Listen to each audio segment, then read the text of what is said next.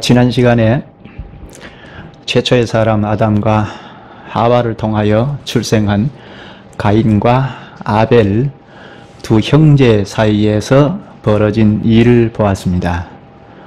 오늘은 16절에서 26절까지 내용인데요. 가인 계보와 아벨 셋으로 이어지는 계보를 볼 수 있고, 그리고 인류의 문명의 시작과 발전을 볼 수 있습니다. 특히 이 16절에서 26절의 내용에서 우리가 눈여겨보아야 할 중요한 것은 가인 계열로 이어지는 인류의 역사, 그리고 아벨과 셋의 계열로 이어지는 구속의 역사, 하나님께서 여인의 후손으로 삼으신 택자들의 역사, 이 두 물줄기를 생각하고 볼 필요가 있습니다.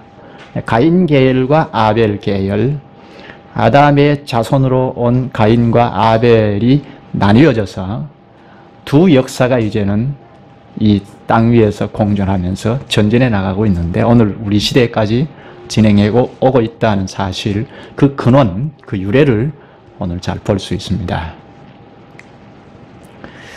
지난 시간에 가인이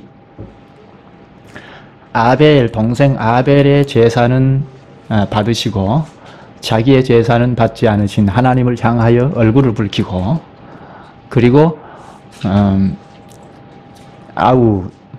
아벨을 살인하는 아주 끔찍한 일을 보았지요. 아벨을 죽였다는 이것은 결과인데요.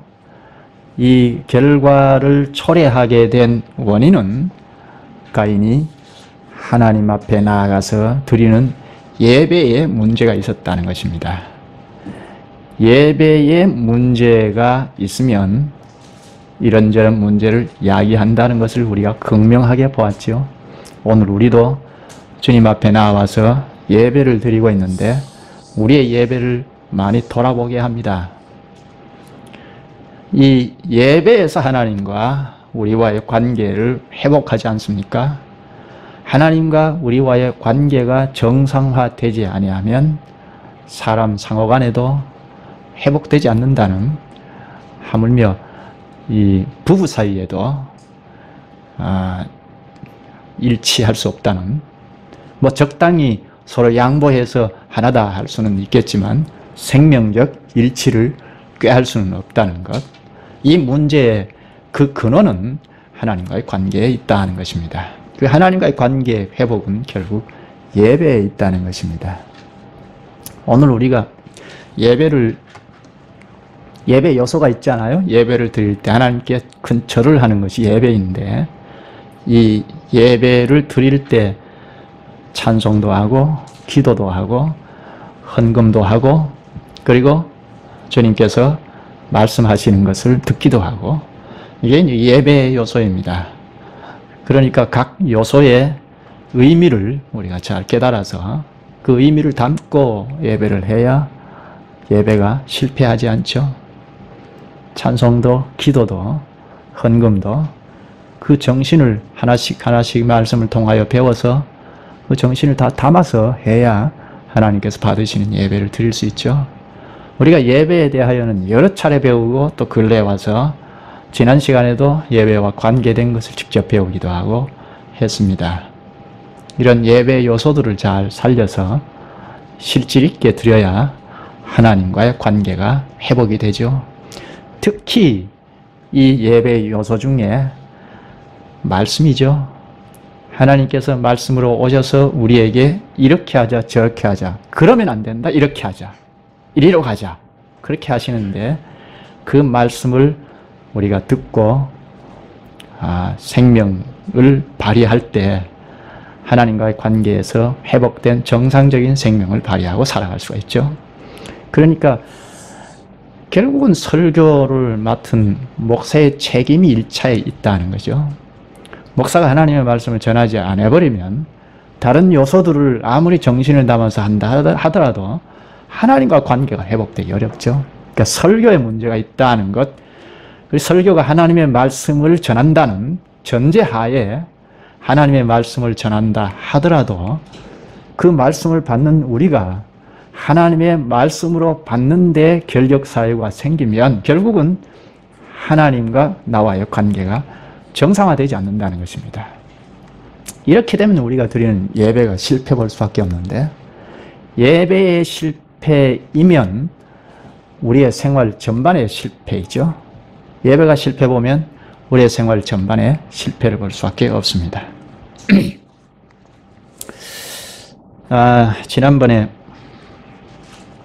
가인이 하나님의 심판을 받아서 고향을 떠나게 되는 것을 생각했습니다.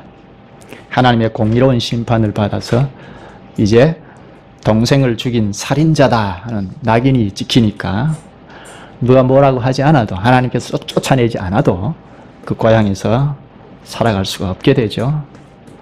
또 거기서 살고 싶다 하더라도 땅이 효력을 내지 못하니까, 소출을 내지 못하니까 여기저기 옮겨 다닐 수밖에 없는 상태가 됩니다. 물론 먹고 살기 어려워서 부모를 떠날 수 있고 고향을 떠날 수 있습니다. 그런데 가인에게 가장 불행한 것은 하나님 앞에서 떠났다는 사실이죠. 부모님이 믿는 참 하나님의 언약을 믿지 못하고 그 언약 공동체를 떠났다는 것, 그래서 하나님을 멀리 떠났다는 이것이 가인에게는 큰 불행입니다. 안타까운 일입니다. 하나님 앞을 떠난 사람이 어떻게 되는가? 오늘 내용에서 그것을 잘 가르쳐주고 있습니다. 16절부터 보시죠. 가인이 여호와 앞을 떠나 나가 에덴 동편 놋 땅에 거하였더니, 가인이 하나님 앞을 떠나서 에덴 동편 놋 땅에 거하였다고 하죠. 놋 땅은 짐작하기는 메소포타미아 어느 지역이 아니겠는가 짐작합니다. 확실한 건 아닙니다. 17절, 아내와 동침하니 그가 잉태하여 에녹을 낳은지라.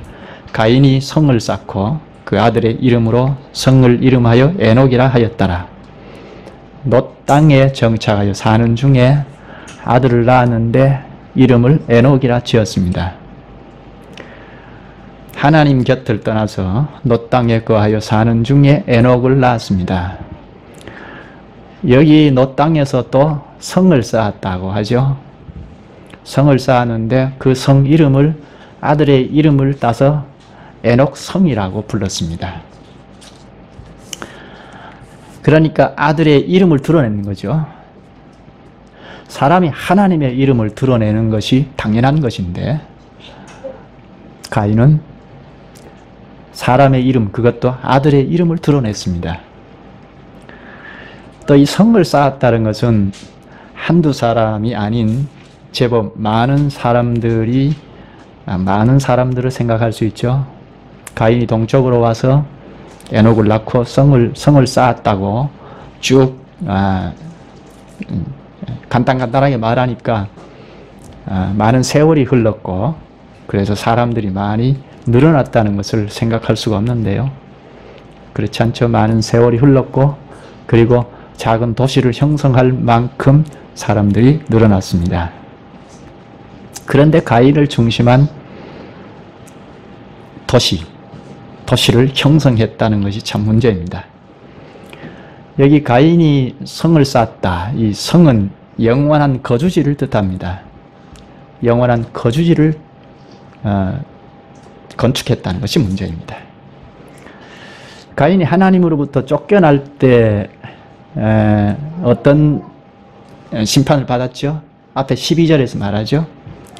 내가 밭 갈아도 땅이 다시는 그 효력을 내게 주지 아니할 것이요 너는 땅에서 피하며 유리하는 자가 되리라.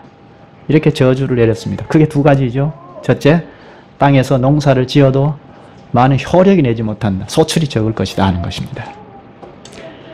그러면 농사를 지으면서 소출이 적으니까 이것은 내가 잘못해서 이런 결과를 갖게 될 수밖에 없다 하고 회개하는 삶을 살아야 하죠. 자기 잘못을 자꾸 깊이 뉘우치고 회개하는 삶을 살아야 하죠. 한 곳에 머물러서 도시를 형성했다 도시를 형성하고 살았다는 것은 이렇게 회개한 삶을 살지 않았다는 이야기입니다. 그러니까 여기서 농사를 짓다가 소출이 적어서 또 옮기고 하면서 회개의 삶을 사는, 그래서 하나님을 자꾸 찾아가는 이런 삶을 살지 않았다는 이야기죠. 인간들끼리 하나님을 찾지 않고 가인과 같은 사람들끼리 모여서 살았다는 것입니다. 이것은 하나님의 말씀을 불복종하는 거죠. 하나님께서 분명히 소출이 적을 것이다 한 이 말은 농사를 지으면서 여기서 짓다가 또 옮기고 하면서 자기 잘못을 뉘우치도록 한 것인데요. 그런 삶을 살지 않았다는 이야기입니다. 우리가 전에 배운 내용인데요. 레위, 야곱의 아들 레위가 여러분 잘 아시죠? 레위가 세겜 사람들 무자비하게 죽인 것 때문에 야곱이 임종시에 저주를 내리지 않았습니까? 레위는 저주를 받은 사람입니다. 그런데 레위 후손들이 다시 회복이 되어서 하나님 앞에 제사장 가문이 되었죠. 레위가 저주를 받았지만 그 후손들이 회복이 되어서 제사장 가문이 되었습니다. 그처럼 가인도 하나님의 말씀을 끝까지 순종하고 갔더라면 그의 후손들이 하나님으로부터 자비를 얻을 수 있었을 것입니다. 그러나 가인은 끝까지 제 길로 간 사람입니다. 제 갈 길로 간 사람입니다. 가인의 길을 가고 있는 이런 가인의 길을 가는 이런 성격을 가진 사람들이 한 곳에 모여서 살았습니다. 그러니까 가인의 길을 가는 사람들끼리 연합하여 역사를 지어나갔습니다. 이것이 가인의 계열로 이어지는 역사이죠. 이것이 무엇입니까? 가인의 계열로 이어지는 역사가 무엇입니까? 뱀의 후손, 즉 사탄의 후손이라는 이야기죠. 사탄의 원수가 아니고 사탄의 원수는 여인의 후손이지 않습니까? 그런데 뱀의 후손으로 그 길로 계속 역사를 지어나간 것입니다. 그러니까 세상 역사이죠. 사탄의 원수 여인의 후손의 역사를 지어가지 아니하고 여전히 그 사탄의 말을 쫓아서 그 역사를 지어나갔다는 것은 어두운 역사를 지어나갔다는 이야기입니다. 오늘 우리가 어느 쪽의 역사를 이어받아야 하겠는가 하는 것을 생각할 점이죠. 첫째, 소출이 적다 하는 심판을 받았다는 것. 그리고 둘째는 너는 땅에서 피하며 유리하는 자가 되리라 하는 심판을 내렸죠. 유리방황하는 삶을 살 것이라는 이야기입니다. 그런데 한 곳에 정착하여 살았다는 것은 하나님의 말씀을 어긴 거죠. 이렇게 고향 땅을 떠나서 유리하는 자가 되었으면 고향에서 왜 쫓겨났는가? 자기 잘못을 뉘우치고 하나님 앞에 늘 가까이 가려는 자세를 취해야 옳죠. 그런데 그 말을 하나님께서 저주하신 그 말씀을 아주 업신여겨버리고 한 곳에 모여서 정착하여 살았다는 것은 마귀가 좋아하는 길을 갔다는 이야기입니다. 이렇게 자기 마음대로 사는 가인과 함께 사람들이 성을 건축하여 사는 자들, 이 공동체는 가인의 후예들입니다. 하나님의 심판을 받은 가인과 똘똘 뭉쳐서 살아가는, 이것은 아주 무서운 집단인데요. 공동체를 이루었지만 가인과 같은 자기 주장, 자기 마음대로 살아가는 자들과 공동체를 형성했다는 것은 이 공동체와 달리하는 공동체나 개인은 자연히 적이 될 수밖에 없죠. 이게 하나의 도시를 형성했고 나라를, 족속을 만들었으니까 이 족속과 다른 족속이나 다른 개인은 적이 될 수밖에 없죠. 이 족속들과 같은 성격을 가진 사람들이 아닌 자들은 같은 생활 습관을 가진 자들이 아닌 자들은 다 적이 될 수밖에 없죠. 특히 인간이 자기 힘으로 살고자 하는 그들과 다른 가치관이나 세계관을 가진 자들은 여지없이 적이 될 것입니다. 인간의 힘으로 살 수 없다. 하나님을 의지하고 살아야 한다 하는 교회를 적으로 삼지 않을 수 없습니다. 인간의 힘으로 똘똘 뭉쳐서 살고자 하면 분명히 인간의 힘으로는 살 수 없다. 하나님을 의지하고 살아야 한다 하는 하나님의 교회를 업신여기지 않을 수 없습니다. 이것이 참 무서운 단체이죠. 혼자 방랑의 생활을 하면서 사는 것이 아니고 단체를 이루어서 살았으니까 무서운 것입니다. 이렇게 살아가는 가인의 후예들은 이제 하나님 앞으로 돌아갈 마음이 점점 더 멀어졌습니다. 그래도 부모와 함께 살 때는 하나님의 언약을 믿고 인내하고 살아가는 부모 밑에서 살았으니까 하나님의 약속 권한 안에 살 가능성이 많았죠. 하나님께 돌아갈 가능성이 많았습니다. 그런데 이제 그 거룩한 약속권 공동체를 떠나서 별다른 공동체를 형성하여 살았으니까 이제는 하나님 앞으로 돌아갈 가능성이 점점 희박해졌습니다.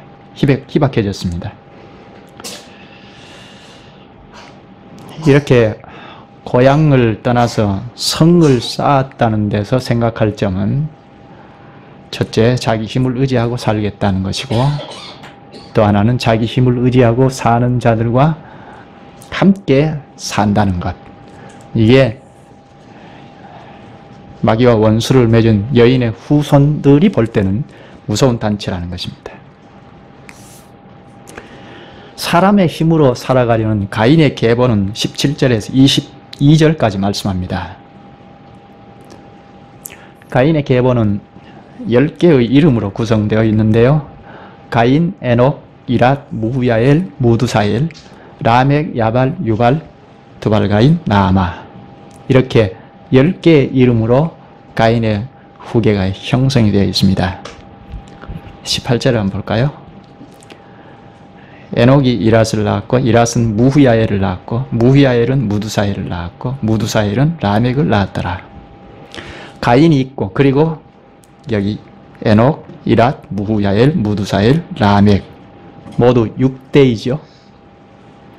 6대째, 가인부터 6대째에 라멕이 출생했는데 이 라멕에 대하여는 비교적 길게 기록합니다. 성경의 족보에서 길게 기록한 것은 그 계열의 특성을 나타냅니다. 그러면 가인의 계열로 이어지는 라멕에 대해서는 길게 기록한 내용을 보면 가인의 계보 또 라멕의 계보가 어떤 특성을 가졌는지 아는 것을 잘 알 수 있습니다. 보시죠. 19절. 라멕이 두 아내를 취하였으니 하나의 이름은 아다요 하나의 이름은 실라며. 라멕이 두 아내를 취했는데 하나는 아다고 하나는 실라라고 합니다. 라멕이 인류 최초로 일부 다처제를 행한 사람이죠. 지금까지는 일부 일처제를 행해오지 않았습니까? 그런데 가인 후손으로 이렇게 내려오면서 악이 깊어짐에 따라, 죄가 깊어짐에 따라 인류 최초의 부부를 축복하신 하나님께서 한 남자가 한 여자와 한 몸을 이루라는 말씀을 거역하기 시작합니다. 구약에 보면 일부 다처제를 행했던 사람들의 집안을 보면 매우 문제가 많았던 것을 묘사합니다. 아브라함 우리가 잘 알죠. 아브라함 집에서 사라와 하갈이 갈등을 빚었죠. 또 야곱 집에서도 아내들이 싸웠고 그 자식들은 한 형제 요셉을 지목하여서 노예로 팔기까지 했죠. 또 다윗 집에는 우리가 지금 사무엘하를 보고 있지만 다윗 가정에 아주 복잡한 아주 어수선한 흉측한 모습을 보인 것도 바로 일부 다처제를 행한 것 때문에 빚어진 일입니다. 20절, 본문 20절 보죠. 아다는 야발을 낳았으니 그는 장막에 거하여 육축치는 자의 조상이 되었고, 라멕의 아내 중 아다는 야발을 낳았는데 야발은 육축치는 자의 조상이 되었다고 하죠. 육축은 가축을 대표로 한 말인데요. 소, 말, 양, 돼지, 개, 닭 이렇게 6 가축을 대표로 이야기합니다. 라멕의 한 아내 아다가 야발을 낳았는데 그 야발이 육축치는 자의 조상이다 하죠. 조상은 선구자라는 말이죠. 목축업에 일가견이 있다는 뜻입니다. 목축업을 잘 하려면 어떻게 해야 할 것인가 알고자 한다면 야발에게 와서 물어야 할 것입니다. 이렇게 야발이 생산업의 창시자가 되었습니다. 짐승들을 가축화하기 시작했죠. 제일 먼저 가축으로 길러진 짐승이 양과 염소입니다. 또 21절 보죠. 그 아우의 이름은 야발의 아우죠. 야발의 아우 이름이 유발이니 그는 수금과 퉁소를 잡는 모든 자의 조상이 되었으며, 수금과 퉁소는 악기니까 유발은 음악의 조상이 되었다는 말입니다. 악기를 다루는 조상이 되었습니다. 예술가이죠. 여기 수금은 현을 퉁겨서 소리를 내는 현악기의 원조를 알 수 있습니다. 또 퉁소는 목동들이 즐겨 불던 갈대 피리 종류입니다. 관악기 시조이죠. 이렇게 유발이 예술 문화의 창시자였습니다. 인간이 제일 처음에 발명한 것 중에 하나가 악기입니다. 22절 보죠. 실라는 두발가인을 낳았으니 그는 동철로 각양 날카로운 기계를 만드는 자요 두발가인의 누이는 나아마이었더라. 여기 라멕의 또 하나의 이름은 실라라고 하죠. 실라는 두발가인을 낳았다고 합니다. 두발가인은 동이나 철로서 각양 날카로운 기계를 만드는 자라고 하죠. 대장장이의 선조라고 할 수 있죠. 칼이나 창살 등 수공업의 선조라고 할 수 있습니다. 이렇게 가인의 후손들은 6대가 지나고 7대째 목축업자, 또 음악가도 나오고 기술자가 나왔습니다. 산업과 문화를 발전시킨 것입니다. 그런데 문제는 무엇이죠? 이렇게 문화, 문명을 발달시키는데 문제는 이들에게 하나님이 없다는 것입니다. 또 여기 22절 끝에 보면 두발가인의 누이는 나아마이었더라 합니다. 나아마는 창세기 계보에서 나오는 유일한 여성입니다. 이 나아마는 아름다운, 화려한 이란 뜻인데요. 그런데 이 나아마는 산업활동한 것이 없습니다. 그러니까 아마 그 이름 뜻대로 아름다운 미학을 한 자가 아닌가 그렇게 유추할 수 있습니다. 미를 이렇게 보급하고 그런 것을 했다고 볼 수 있습니다. 또 창세기 계보 중에 10을 중심으로 기록을 하는데요. 이 가인 계보에서 나아마가 포함이 되어야 10이 됩니다. 그러니까 10을 중심으로 이 가인의 계보가 완성이 되는 거죠. 이렇게 하나님은 없고 이런 문화, 예술을 발달시키고 목축업도 기술자도 발달시키고 또 미학까지 발달을 시키는 것을 볼 수 있습니다. 그리고 23, 24절은 라멕의 노래가 나옵니다. 23절 라멕이 아내들에게 이르되 아다와 실라여 내 소리를 들으라. 라멕의 아내들이여 내 말을 들으라. 나의 창상을 인하여 내가 사람을 죽였고 나의 상함을 인하여 소년을 죽였도다. 좀 노래이기는 한데 끔찍하죠. 람에게 두 아내를 부르면서 내 소리를 들으라 하고 시를 읊조립니다. 무슨 시이죠? 나의 창상을 인하여 내가 사람을 죽였고, 이게 창상은 창의 몸이 상했다는 겁니다. 창의 몸이 살짝 상했습니다. 아마 두발가인, 아들 두발가인이 만든 창살에 찔렸다고 할 수 있죠. 이렇게 상처를 입었는데 나의 상함을 인하여 소년을 죽였도다 합니다. 라멕이 자기 몸에 조그마한 상처를 입힌 그 사람을 죽여버렸다는 겁니다. 그렇게 노래를 하죠. 이런 살인 행위를 버젓이 시로 지어서 노래를 부르고 있습니다. 자기에게 상처를 입힌 자를 꺼리낌 없이 죽여놓고 전혀 후환을 두려워하지 않고 뻔뻔스럽고 아주 잔인한 노래를 불러서 아내들에게 불러줍니다. 얼마나 끔찍한 일입니까? 또 24절에 가인을 위하여는 벌이 7배일지인데 라멕을 위하여는 벌이 77배 1이로다 하였더라.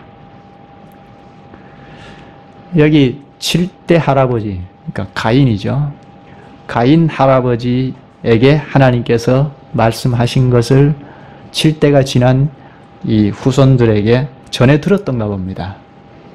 그러니까 가인에게 하나님께서 하신 말씀을 이렇게 쭉 전해 내려온 것이라고 할 수 있죠.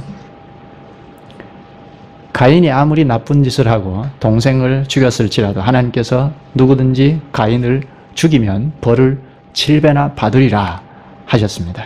그래서 아무도 사람이 사람을 죽이지 못하게 하셨습니다. 근데 라멕이 뭐라고 합니까?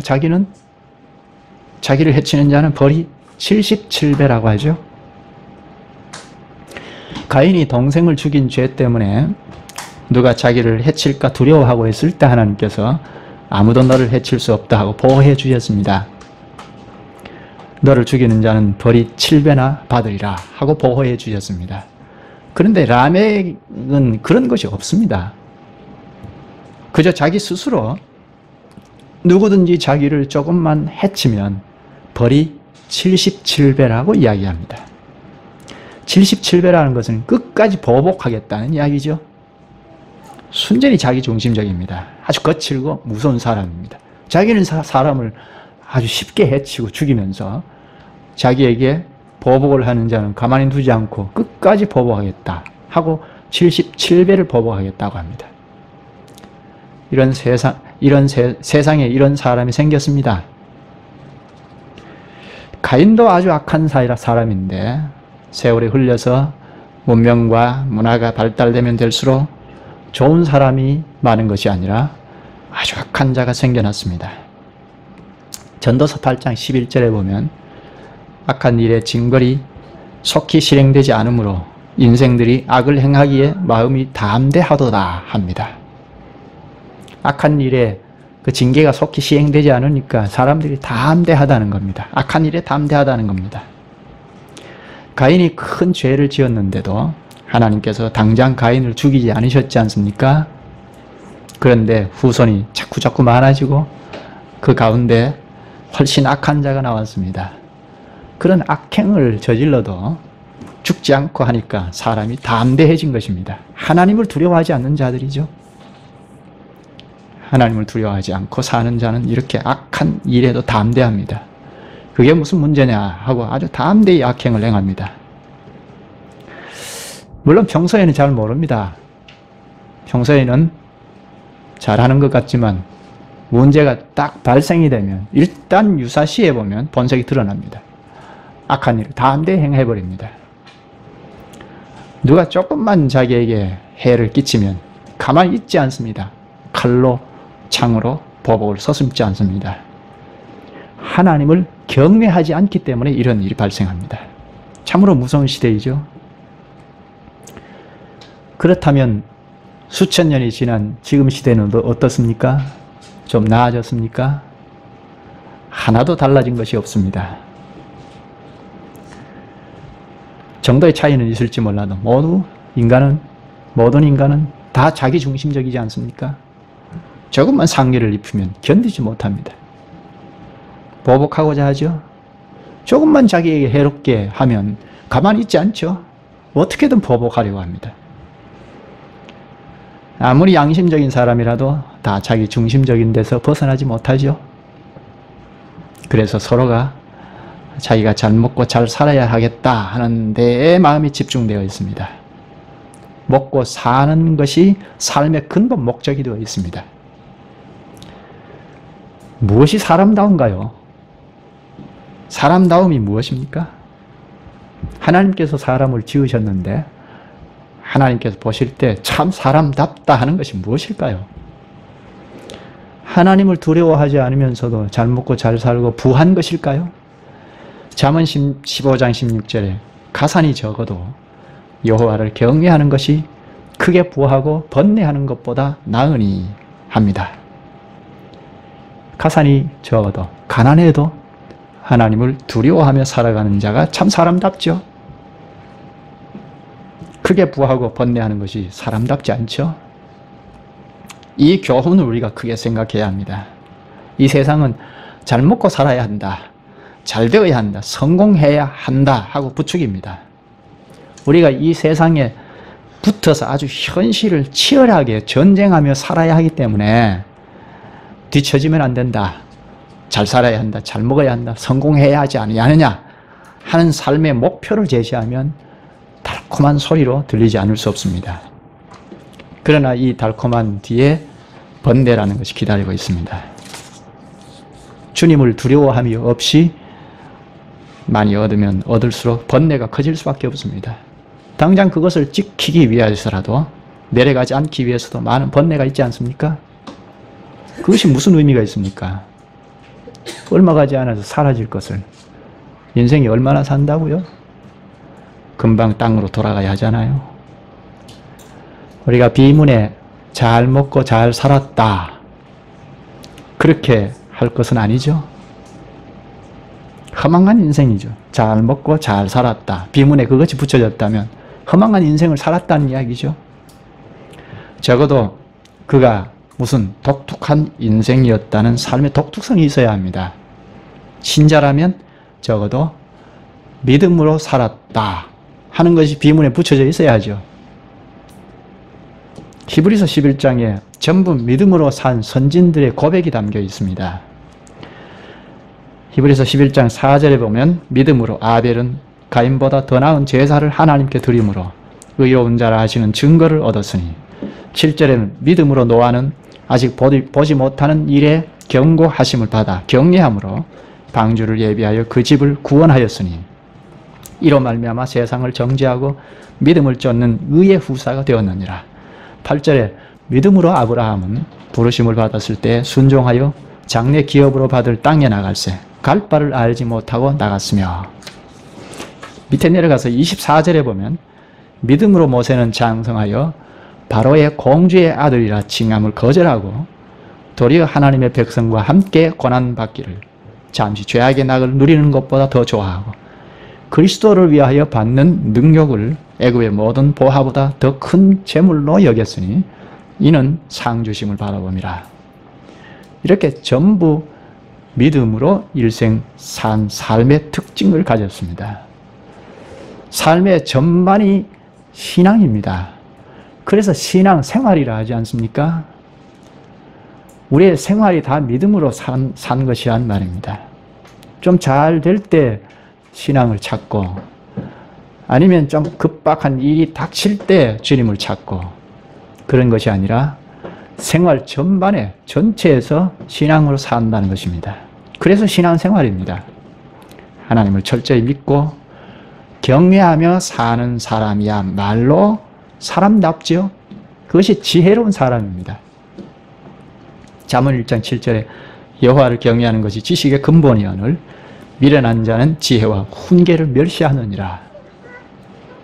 하나님을 두려워하는 것이 지식의 근본이라 합니다. 하나님께서 뭐라고 말씀하시면 전 도무지 사족을 달 수 없다. 그게 참 지식자이죠. 현명한 사람이죠. 사람이 지혜로우려면 하나님의 말씀을 순종해야 합니다. 말씀에 순종하는 데서 지혜가 나옵니다. 이건 우리가 경험하는 바이죠. 말씀을 자꾸 차곡차곡 섭렵을 하고 소화를 잘 시키는 자들에 의해서 그들이 지혜롭잖아요. 그런 사람들이 지혜롭게 잘 삽니다. 그러나 미련한 자는 지혜와 훈계를 멸시하느니라. 아무리 말씀을 쥐어줘도 그 말씀 그렇게 중요하게 생각하지 아니하는 자는 미련하게 살 수밖에 없습니다. 우리가 하나님의 말씀을 불순종하는 삶보다 미련한 것이 없습니다. 그런데 우리가 다 이런 미련한 사람이죠. 사람이 미련하다는 것이 바로 말씀을 불순종한 것인데 우리는 다 불순종하던 자들이지 않습니까? 그런데 주님께서 우리를 긍휼히 여기셔서 구출하셔서 명철한 자들로 만들어 주셨습니다. 잠언 9장 10절에 여호와를 경외하는 것이 지혜의 근본이요 거룩하신 자를 아는 것이 명철이니라. 하나님을 두려워하고 그분의 거룩함을 아는 것이 참 현자이죠. 우리는 다 미련한 자들이었고 어리석은 자들이었는데 하나님께서 우리를 그리스도 안으로 불러 모으셔서 현자로 지혜자로 명철한 자로 만들어 주셨습니다. 고린도전서 1장 27절을 보면 그러나 하나님께서 세상에 미련한 것들을 택하사 지혜 있는 자들을 부끄럽게 하려 하시고 세상에 약한 것들을 택하사 강한 것들을 부끄럽게 하려 하시며 하나님께서 세상에 천한 것들과 멸시받는 것들과 없는 것들을 택하사 있는 것들을 폐하려 하시나니 이는 아무 육체라도 하나님 앞에서 자랑하지 못하게 하려 하심이라. 우리가 이런 은택을 입었죠. 지혜자를 부끄럽게 하시려고 미련한 우리를 택하셨습니다. 하나님의 말씀을 잘 배우고 깨달아가면 깨달아가는 만큼 지혜롭게 살아가죠. 먹고 사는 일에 목매이지 않고 오히려 그것을 딛고 일어서서 주를 굳게 믿고 지혜로운 삶을 살아갈 수 있습니다. 세월을 낭비하지 않고 살죠. 인생의 방향을 딱 잡고 가지 않습니까? 하나님께서 주신 말씀으로 공급해 주시는 지혜가 우리에게 있지 아니하면 우리의 삶의 방향과 성격을 바로 잡을 수 없죠. 아무리 이 세상의 지식을 풍성하게 섭렵한 자라 할지라도 자기 인생 하나 바로 틀고 가지 못하지 않습니까? 이건 우리가 우리 경험적으로 보는 바이지 않습니까? 하나님의 말씀이 공급되어서 그 말씀이 생명의 양식으로 받아서 먹는 자들이 지혜로워져서 자기 인생을 바로잡고 바른 성격을 취하여 전진해 나갈 수 있죠. 삶의 방향을 바로잡고 갈 수 있습니다. 본문으로 가서 25, 26절에 아벨의 계열인 셋과 에노스를 말합니다. 이제 앞에서 가인의 계보를 쭉 이야기했는데요. 이제 그의 반대편에 있는 마귀의 원수인 여인의 후손이라 할 수 있는 아벨의 계보, 셋의 계보, 에노스까지 말합니다. 25절 아담이 다시 아내와 동침하며 그가 아들을 낳아 그 이름을 셋이라 하였으니 이는 하나님이 내게 가인의 죽인 아벨 대신에 다른 씨를 주셨다 함이며 여기 셋의 탄생을 말하죠. 앞에서 가인과 아벨의 이야기가 전체적으로 인류 역사의 어두운 그림자를 드리운 반면에 여기 셋의 탄생은 새로운 빛과 희망을 제시하죠. 하나님께서 가인을 죽인 아벨 대신 다른 씨를 주셨다는 것은 새로운 희망입니다. 아벨이 죽었으니까 이 세상에 가인 계열만 있지 않습니까? 그렇죠? 아벨이 아버지 아담을 닮아서 하나님 앞에 실질은 예배를 드리면서 살아갔던 자인데, 즉 마귀의 원수의 위치에서 마귀의 원수인 여인의 후손의 위치에서 살아갔던 사람인데, 그 아벨이 죽었으니까 가인의 계보만 남았잖아요. 그렇죠? 그런데 하나님께서 은혜를 베푸셔서 아담에게 또다시 아벨의 씨앗으로 셋을 주셨습니다. 이 셋을 주셨다는 것은 우리 인류에게 새 출발의 바탕이 된 거죠. 26절을 보십시다. 셋도 아들을 낳고 그 이름을 에노스라 하였으며 그때 사람들이 비로소 여호와의 이름을 불렀더라. 아담, 아벨, 그리고 셋, 에노스까지 이어지죠. 아벨의 계열에서 셋이 나왔고 셋은 에노스를 낳았습니다. 아담, 아벨, 셋, 에노스, 이런 계보가 이어지죠.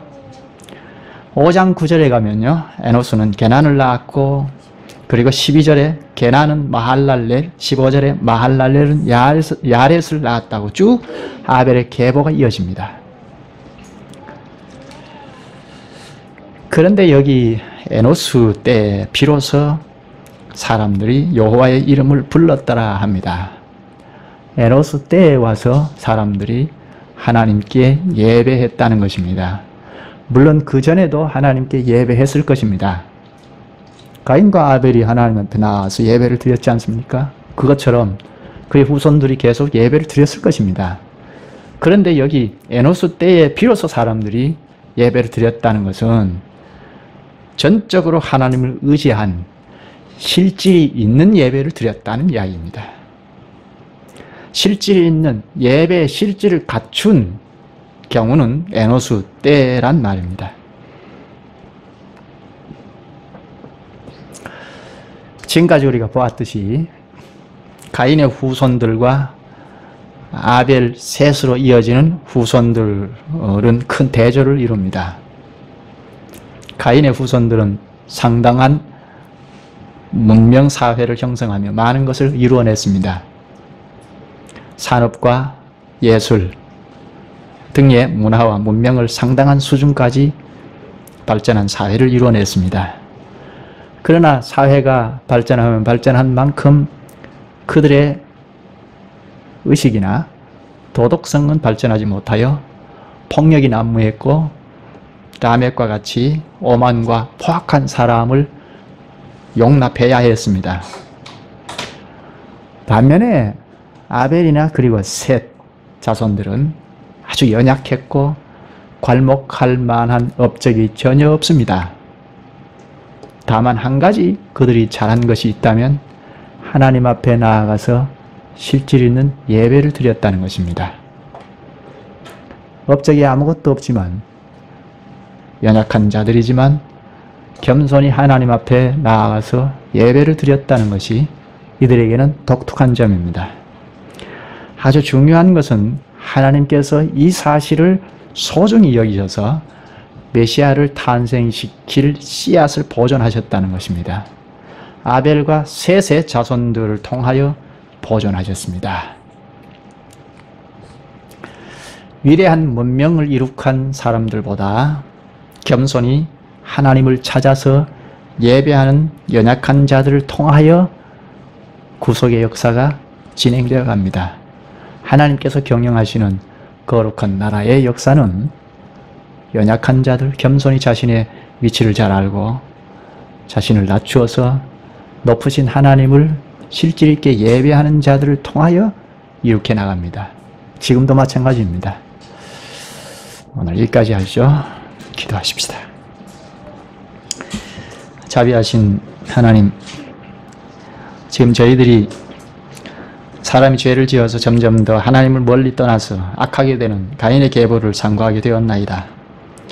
우리 주님께서 이렇게 하나님을 멀리 떠나게 되면 사람은 여지없이 악하게 되는 무서운 사실을 보여주시고 여러 가지 문명이라는 발전을 가져올지라도 악한 그 본성을 버리지 못하고 우리 주 앞으로 회개하고 돌아오지 아니하면 결국 아주 무서운 데까지 떨어지는 것을 보게 하시옵나이다. 이런 인류의 문명, 문화라는 것이 필요하면서도 하나님의 손에 붙들리지 아니할 때 참 얼마나 무서운 흉기로 변하는지를 저희가 깊이 보게 되옵나이다. 이런 현란한 문명이 이어져 오는 가운데 인간은 하나님을 두려워하기는커녕 마음대로 행하고 자기 힘만 의지하는 역사를 지어가고 지금도 이런 힘의 역사가 계속되어 가고 있사옵나이다. 이런 암울한 시대에도 우리 주님은 능력으로 큰 구원의 일을 행하시옵나이다. 아브라함에게 그 무서운 노래소리가 울려 퍼지는 땅에서도 하나님 앞에 나아가서 그 거룩한 이름을 부르고 찬송하며 예배하는 구원의 백성을 두시옵나이다. 우리 하나님의 오래 참으심으로 한 사람 한 사람을 구원하여 내셔서 이렇게 예배하는 무리들로 남겨두신 것처럼 지금도 우리 하나님은 그리스도 안에서 저희를 불러내셔서 이 거룩한 예배의 무리 가운데 참여케 하시옵나이다. 저희에게 베푸신 그리스도 안에서의 구원의 은혜는 저희가 말로 다 할 수 없는 일이옵나이다. 이렇게 구원의 은혜 가운데서 하나님을 예배하면서 살게 하시고 이 땅에서도 주의 거룩한 나라에 참여하여 살게 하신 주님의 뜻은 저희가 다 알 수 없어도 이 세상 어두움에서 방황하며 악행하는 자들을 불러내시는 주님의 그런 노릇을 하라고 하신 것임은 분명한 일임을 저희가 잘 아오니 주님 저희를 거룩한 그릇으로 써주시옵소서. 예수님의 이름으로 기도하옵나이다. 아멘.